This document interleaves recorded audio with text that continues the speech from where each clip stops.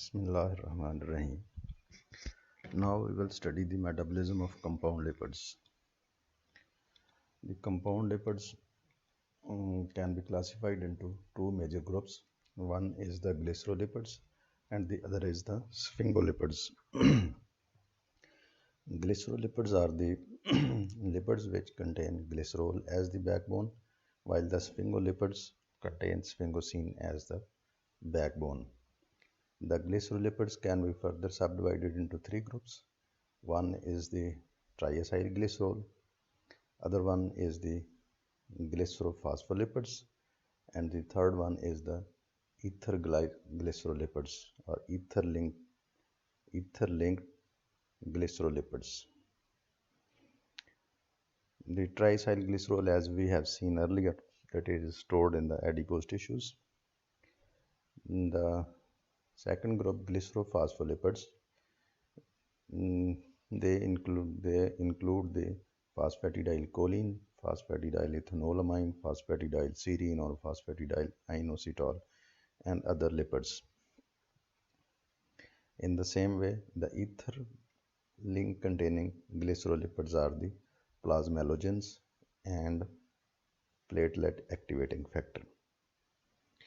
The second major group of compound lipids is the sphingolipids, which is subdivided into two groups, that is sphingophospholipids and glycolipids or sphingoglycolipids. The sphingolipids, the major example of sphingophospholipid is the sphingomyelin, which is present in nervous tissues most abundantly. The glycolipids are gangliosides, cerebrosides, sulfatides, etc. We can see that the triacyl glycerol contains glycerol as the backbone and three fatty acids which are esterified to the glycerol. The glycerophospholipid, it contains glycerol as backbone with two fatty acids which are esterified to this glycerol, and at the third carbon of the glycerol a phosphoryl group is present to which choline or ethanolamine or inositol that may be attached. The ether-linked glycolipids, that is the plasmalogens and platelet activating factors, they also have glycerol as the backbone, and they have one fatty acid, and they contain one hydrocarbon chain, alkyl group, that may be in unsaturated form alkenyl group. And at the third carbon of glycerol there is a phosphoryl group, and there may be attached choline or ethanolamine. The second group, which is the sphingophospholipids, in these groups the sphingosine is the backbone to which a fatty acid is attached, and a phosphoryl group is attached to which a choline may be attached. In the same way, the glycosphingolipids, the sphingosine is the backbone, and to these lipids there is a carbohydrate molecule or sugar moiety is attached at the third carbon of the is attached to the sphingosine. So due to the presence of this carbohydrate or sugar moiety, these are called glycolipids. Now the phospholipids. The phospholipids are most abundantly present in cell membranes. In the animals, they are widely distributed in liver, brain, nervous tissues, where they perform both metabolic and structural functions. An important constituent of phospholipids, choline, has a very important role in nervous transmission as acetylcholine, and this choline is also a source of methyl groups. Another constituent of phospholipids, dipalmityllecithin.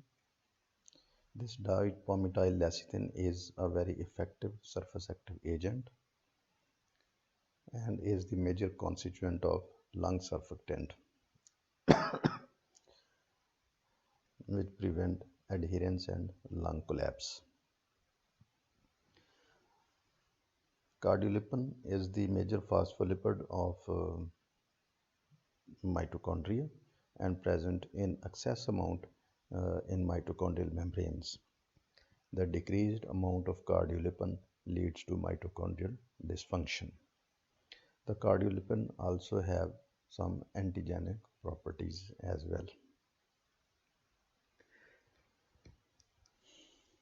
The various groups of lipids perform a variety of functions.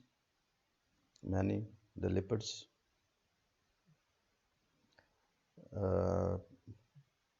play a very important role in membrane structure and function.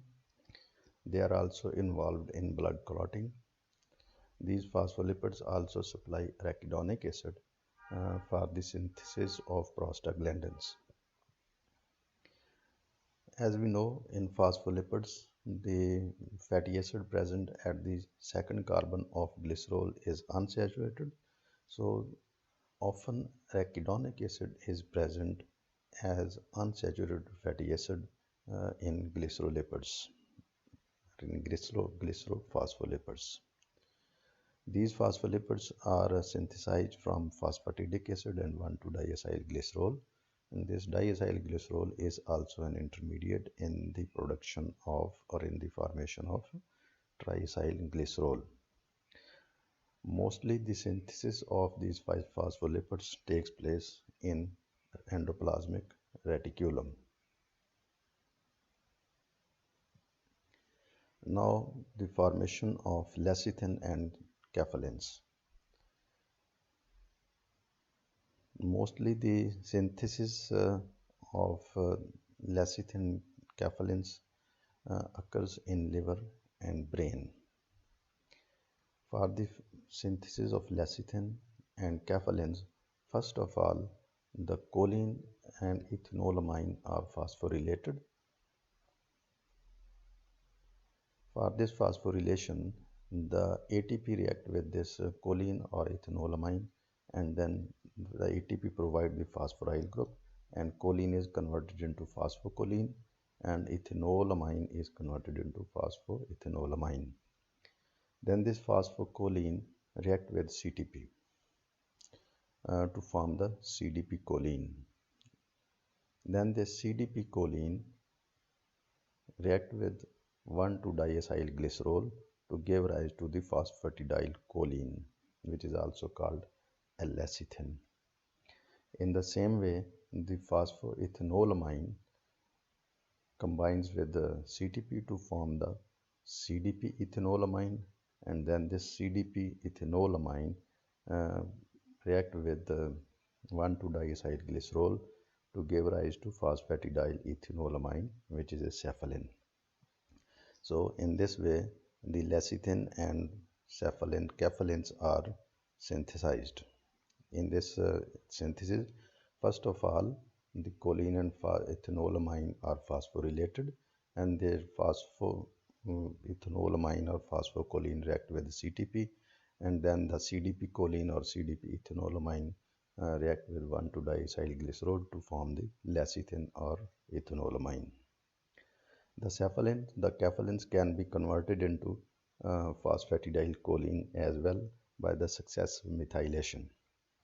In this reaction, the amino nitrogen of ethanolamine is successively methylated with methyl groups. So in this reaction, the amino nitrogen of ethanolamine is methylated for the 3 times successively, and 3 methyl groups are attached to this amino nitrogen.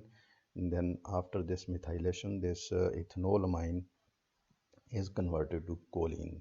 So thus phosphatidylethanolamine is converted to phosphatidylcholine.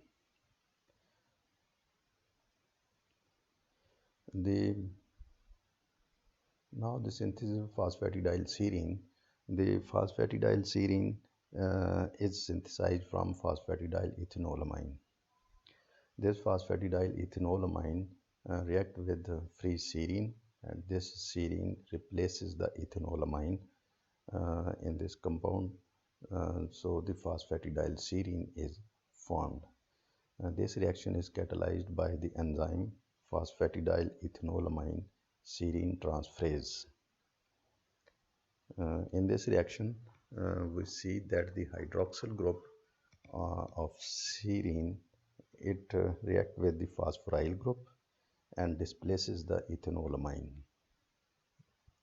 So simply in this reaction, the serine exchange the ethanolamine. So the phosphatidylethanolamine converts into phosphatidylserine.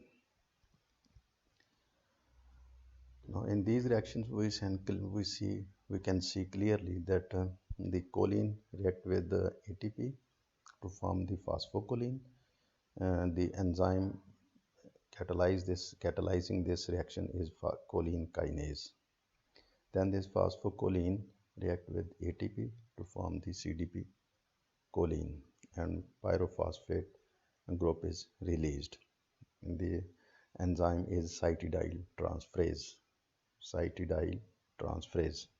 Then this CDP-choline react with 1,2-diacylglycerol, and phosphatidylcholine is formed and CMP is released. In this reaction, the enzyme is phosphocholine transferase. In the same way as above, the ethanolamine react with ATP, and in the presence of a kinase, ethanolamine is converted to phosphoethanolamine, and then this phosphoethanolamine react with CTP to form the CDP-choline in the presence of an enzyme cetidyltransferase. And then this CDP-ethanolamine react with 1,2-diacylglycerol, and so the phosphatidylethanolamine is formed and CMP is released. The enzyme catalyzing this reaction is phosphoethanolamine transferase.